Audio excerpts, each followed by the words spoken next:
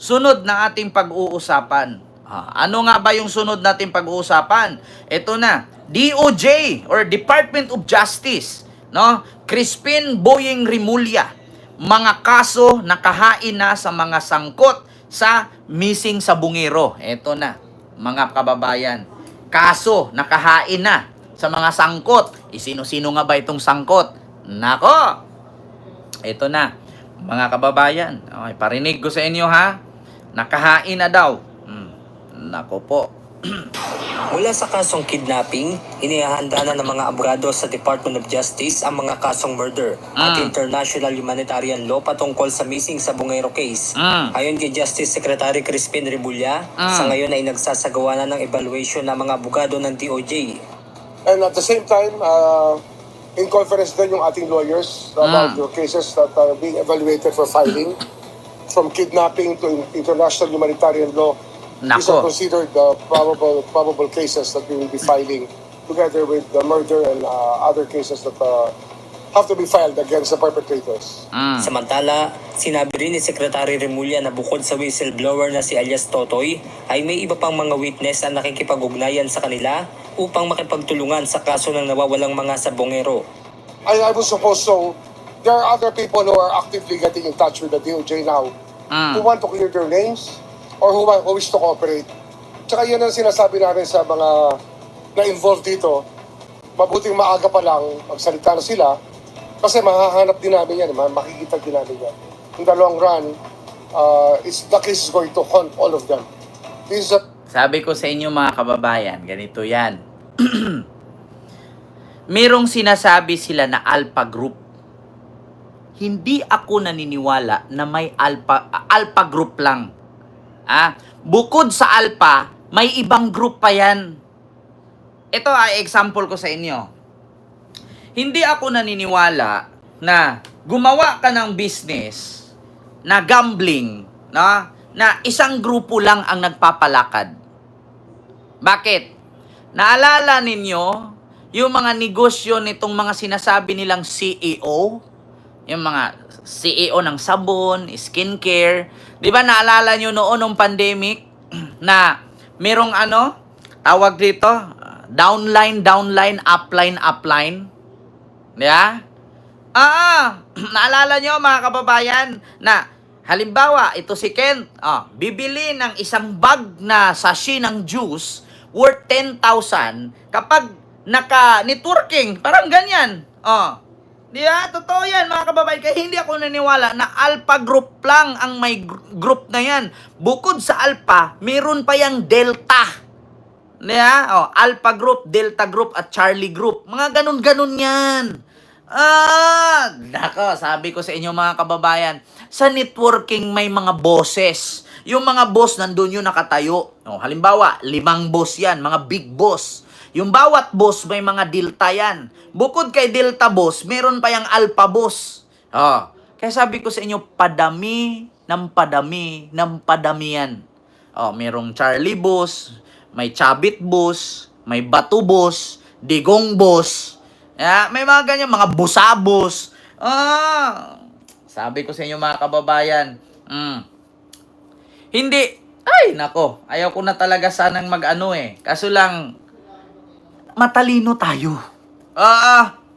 Sabi ko nga sa inyo mga kababayan, yang mga style na online gaming na yan, gambling na yan, napanood ko na yan.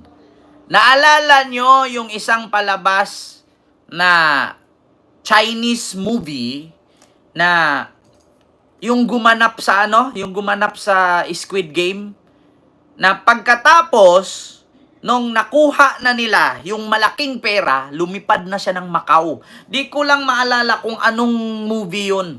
Pero basta magaling siya. Oo. Magaling siya na movie yun. Chinese movie, pero sindikato sila. Police Story, Jackie Chan. Parang ganun din, Sir Elijah. Pero hindi yung Jackie Chan eh. Hindi siya Jackie Chan. Iba siya.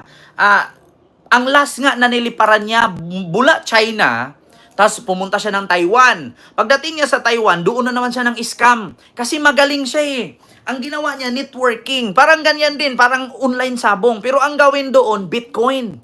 Bitcoin yun siya. Tapos ang gagawin niya, magpapasugal siya.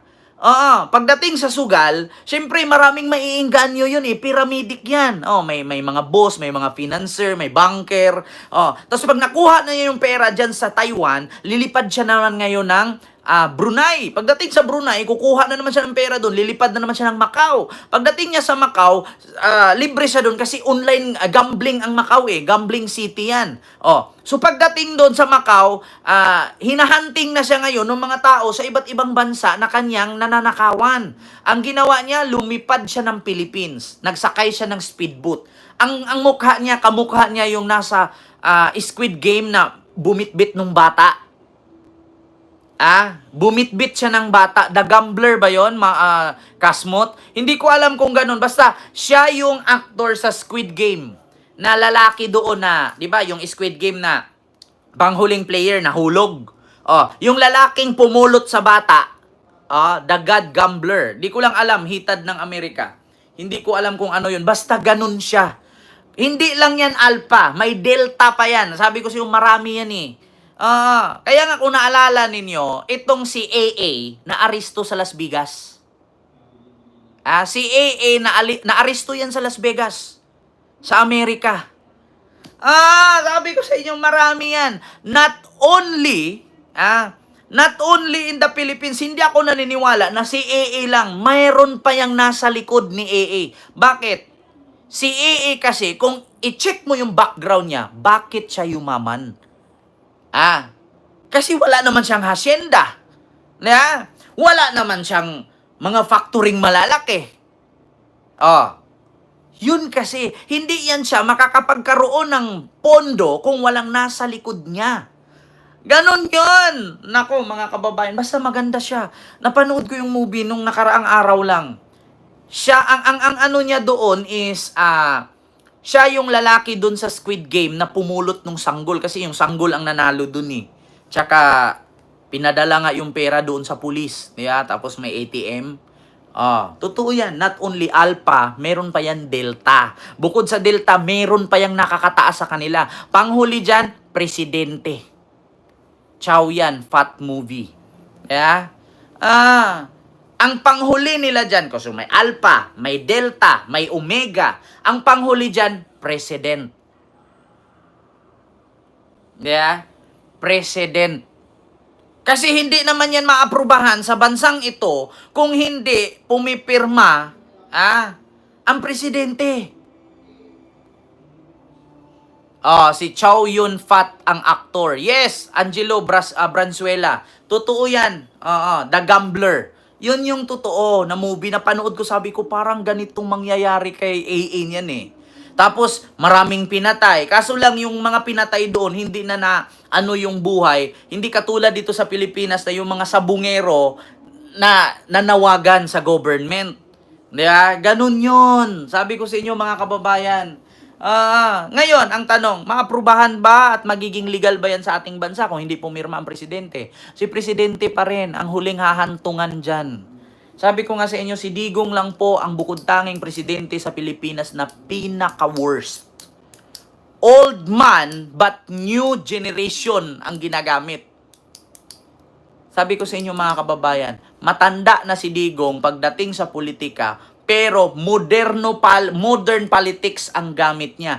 Hindi old politics. Kasi kung old politics ang ginamit ni Digong, yan yung ambush dito, ambush doon, hostage dito, hostage doon. Yan yung mga old style of politics. Pag sinabi nating modern politics, papasukin mo yung mga sindikato na yan, papasukin mo yung mga illegal, gawin kung legal, basta magbigay kayo. Pero take note, mga kababayan, not only for the president, tandaan ninyo, ang mayor kayang gawin yan.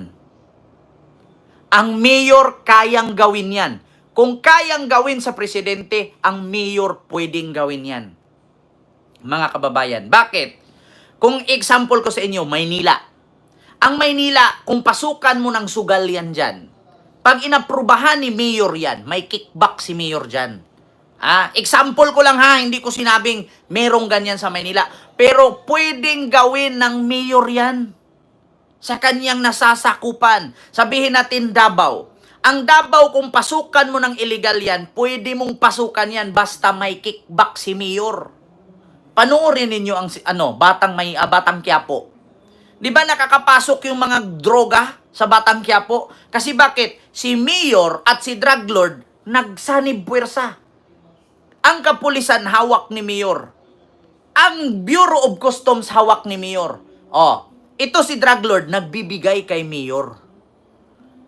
Pwedeng gawin ni mayor yan kung kayang gawin ni Digong. Kaya alam nyo kung bakit si Digong magaling sa ganyan? Ilang taon siyang nahasa pagiging mayor sa Davao.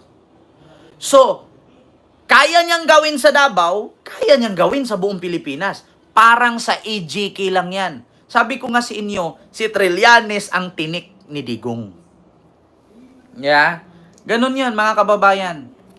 Kung kayang gawin ni Digong sa Pilipinas, sa buong Pilipinas, kaya niyang gawin yan sa Davao. Kahit sinong mayor, kayang gawin yan. Bakit? Sabihin ko sa inyo, halimbawa ako, businessman ako. Ang negosyo ko, puro sports car. Papasukan ko ng business sports car ang Maynila. Ngayon, tanungin ko kayo, may business ba sports car ang Maynila? Wala. Bakit? Si Sam Bersosa hindi binigyan ng pagkakataon ni Yorme noon. Kaya ang ginawa ni Sam Bersosa, tumakbo ng mayor para pag siya nanalo, matatayo niya ang Maserati sa Maynila. Walang sports car business sa Maynila. San Juan lang meron. Yeah. Wala kayo makikita na tindahan ng sports car sa Maynila. Kaya isa sa rason na si Sam Bersosa tumakbong mayor. Bakit? Para matayuan niya business Maynila ng sports car. Ganon yan. Ngayon. Sige, halimbawa, ako, mayor. Bibigyan kita 10 million. 10 million, kickback, mayor. Pasukin ko ng lagyan ko sports car business yan. Yeah? 10 million muna. Alam nyo, sa totoo lang, kaya magulat kayo mga kababayan, bakit itong mga mayor, mga congressman, mga gobernador, sobrang yaman? Dahil sa kickback yan. Yeah? Ganun yan. Si Digong nahasa na sa pagiging mayor pa lang for almost 20 years naging mayor. Imposibleng hindi niya alam yung mga pasikot-sikot. Sabi nga niya, kitoy-kitoyin ko kayo. Kitoy-kitoy. Kaya kung kaya niyang gawin sa Davao, how much more pa in buong Philippines? Sabi ko sa inyo, not only Alpha, may Delta, may Omega. Basta ganun yan. Sunod niyan, sardines. Yun mga kababayan. Sunod. Tapos na tayo dyan, ang DOJ.